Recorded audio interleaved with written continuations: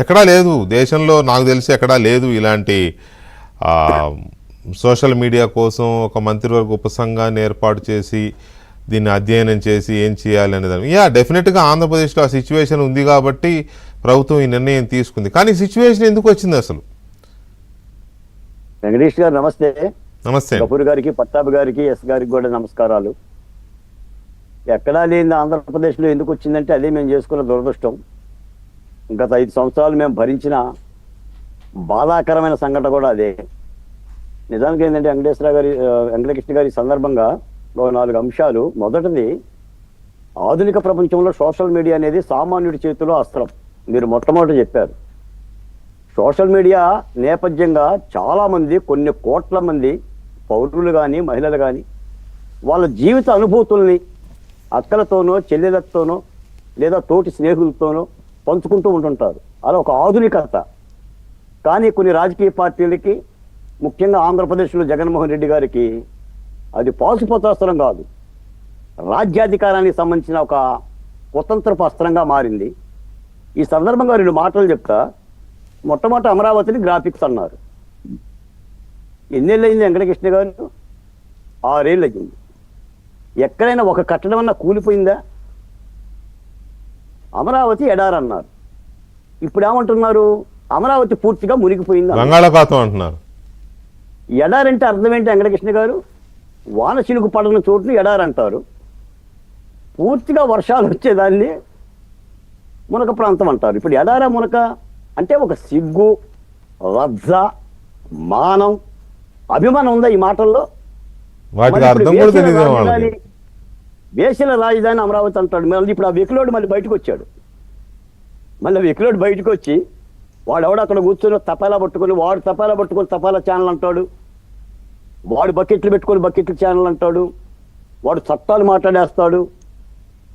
అంటే ఈ దుర్మార్గమైన నిందా ప్రచారాన్ని కట్టడియాల్సిన బాధ్యత ప్రభుత్వం మీద ఉంది. మీకు ఒక మాట చెప్తా. సాధారణంగా జనసేన మహిళలనే వీర మహిళ అంటారు ఆ పార్టీ. వాళ్ళు పెట్టుకున్న ముద్దు పేరు అది. ఒక మహిళ పుట్టబెట్టి వీర మహిళ కాదు వీర్య మహిళ అని పెట్టారండి వైసీపీ సోషల్ మీడియా. ఆ బద్మాషిగాలను ఏం చేస్తారు అంటే, నేను అనకూడదు, నిజంగా నెత్తురు మరిగిపోతుంది వాళ్ళ సోషల్ మీడియాను చూస్తే. నెత్తురు మరిగిపోతుంది. వాళ్ళు మనుషులకి పశువులకి పుట్టిన సోషల్ మీడియానండి. ఇదే సజ్జల రామకృష్ణారెడ్డి గారిని అడుగుతున్నా. ఆయన పుత్రరత్నం సజ్జలే వైఎస్ఆర్సీపీ సోషల్ మీడియా నడిపించింది. ఈ రోజున శుద్ధులు చెప్తున్నాడు. మహిళలను గౌరవించడం తెలియని ఒక పార్టీకి, లేదా పసుపు శారీతో ఎవరిని ఇంప్రెస్ చేయడానికి వెళ్ళామని చెప్పుకున్న ఒక పార్టీకి, భువనేశ్వరి దేవుని అవమానపరిస్తే సిగ్గుతో ఇది తప్పు అని చెప్పలేని ఒక పార్టీకి ఈరోజు నిన్న అబద్ధాలంటే కుప్పానికి నీళ్లు రావడంలా, యూరియా దొరకడంలా. మీకు మాట చెప్తే ఈ సందర్భంగా వెంకటకృష్ణ గారు, డాక్టర్ సుధాకర్ చనిపోయిందే వైఎస్ఆర్సీపీ సోషల్ మీడియా హననానికండి. ఎందుకంటే నేను ఆయన భార్యతో మాట్లాడా, వాళ్ళ మామగారితో మాట్లాడా, బాలయ్య గారితో. ఆ రోజున తమిళనాడులో సినిమాలు పెట్టి ఒక గుండు గీసుకున్న ఒక రౌడీని పెట్టి సుధాకర్ ఫోటోలు పెట్టి హననం చేసేవాళ్ళు. నాకు పంపించేవాళ్ళండి. కళ్ళమ్మడి నీళ్ళు వచ్చేయండి. ఒక డాక్టర్, ఒక దళిత డాక్టర్ని అలా హననం చేస్తే, సార్ ఎందుకు బతుకుతారు సార్? ఎందుకు బతుకుతారండి? సోషల్ మీడియా రాకాసి మందకి. దమ్ముంటే రాజకీయాలు చేయాలి. ఈ రోజున చంద్రబాబు నాయుడు గారు అసెంబ్లీకి రమ్మంటున్నాడు. వీళ్ళు ఏమంటున్నారు? దమ్ముంటే మైకెత్తారా అంటే, అడుక్కోవటంలో కూడా ఒక చికెన్ ఉంటే ఇయ్యము, ఒక మటన్ ఉంటే ఇయ్యము. అది అడుక్కోవటానికి కూడా దమ్ము కావాలా? ఆ రోజున ఇదే జగన్మోహన్ రెడ్డి గారు ఒక 5 ఎమ్మెల్యేలు లాగేసుకుంటే నీ ప్రతిపక్ష హోదా ఉండదని ఆయనే చెప్పాడు. ఏ పార్శ్వంలో చెప్పాడు? 17 కంటే ఎమ్మెల్యే సీట్లు తగ్గితే ప్రతిపక్ష హోదా ఉండదన్న జ్ఞానం ఆయనకు ఉంది కదా. ఇప్పుడు ఎలా అడుగుతాడు? సరే అడిగితే అడిగాడు, ఒక బాధ్యతగా అడగాలి కదా. అంటే ఇప్పటికీ సార్, అంటే నేనేమంటానంటే ఈ రోజున ఈ సబ్ కమిటీ కూడా ఆహ్వానించాలి, నేరాలను అదుపు చేయాలండి. ఎందుకంటే మరి సోషల్ మీడియా ఈ రోజున ప్రజల చేతిలో ఉంది కాబట్టి రాజకీయాలకు రావడానికి మహిళలు భయపడిపోతున్నారండి. చూడండి, ఒకప్పుడు మనం రాజకీయాల్లో చాలామంది మహిళలను చూసాం, గొప్ప గొప్ప వీర మహిళలను చూసాం. నాకు తెలిసిన వాళ్ళు నల్లపనేని రాజకుమారి గారు, తర్వాత మన ఖమ్మం ఎంపీ రేణుకా చౌదరి గారు, ఉద్దండ నాయకులు మహిళలు వాళ్ళ మహిళా లోకానికి సేవ చేయడం కోసం వచ్చారు. ఈ రోజున ఈ యొక్క సోషల్ మీడియా హననానికి, ఈ వైసీపీ హననానికి ఏ మహిళ వస్తుందండి? ఏ భర్తలకు ఏ మొహం చెప్పుకుంటారండి? మా మహిళలతో ఎంత ఆడుకున్నారు చెప్పండి. అమరావతి ఎవడండే వాడు అసలు అమరావతిలో వేషలు ఉండాలని బద్మాషిగాడు అమరావతిలో వేషలు ఉండటం ఏంటి? దుర్మార్గులాగా వాడు అంటలేండి. ఇది వెకిలిలో ఉండవటం ఏంటి? ఈయనేమో బేలు తెప్పించడం ఏంటి? మళ్ళీ 72 సంవత్సరాలు చెప్పిన పేరు పెట్టడం ఏంటి?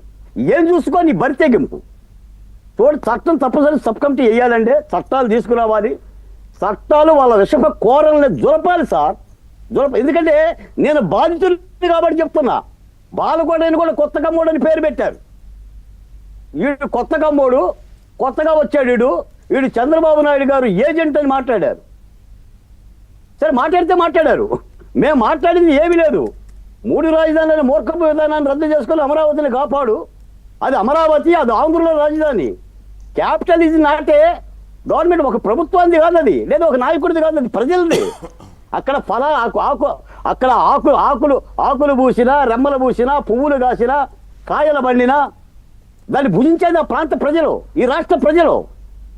5 ఏళ్ళు నువ్వు అక్కడే ఉండి అదే అసెంబ్లీ గ్రాఫిక్స్ అయితే పడిపోవాలి కదండి, అదే హైకోర్టు గ్రాఫిక్స్ అయితే పడిపోవాలి కదా. అంటే ఎంత నిందా ప్రచారం. మరి దీన్ని ఎలా కట్టడి చేయాలి? కాబట్టే చంద్రబాబు నాయుడు గారు కూడా అలసిపోయారండి. నిజానికి ఏంటంటే ఇటువంటి వాటి మీద చర్యలు తీసుకోరు చంద్రబాబు నాయుడు గారు.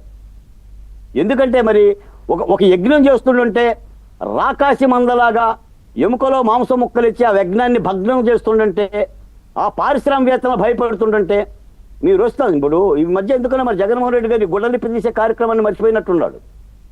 పోలీసుల గుడ్డలు పదేస్తా, లేదా వాళ్ళే కాకపోతే నాయే పదేస్తా, ఈ మాటలని మరి మధ్య మాట్లాడట్లా మరి ఎందుకనో ఆ కార్యక్రమాన్ని. అంటే ఈ భయానకమైన సన్నివేశాలకు మరి ప్రభుత్వం కట్టడి చేయకపోతే ఎవరు చేస్తారు సార్? నిజాన్ని నేను చెప్తున్నాను, ప్రభుత్వం అనలేకపోతే మహిళలు అయితే చచ్చిపోతారండి. మాలాంటి వాళ్ళు కూడా చాలా ప్రభుత్వమే చేయాలి. ప్రభుత్వం దగ్గరే పవర్స్ ఉంటాయి కాబట్టి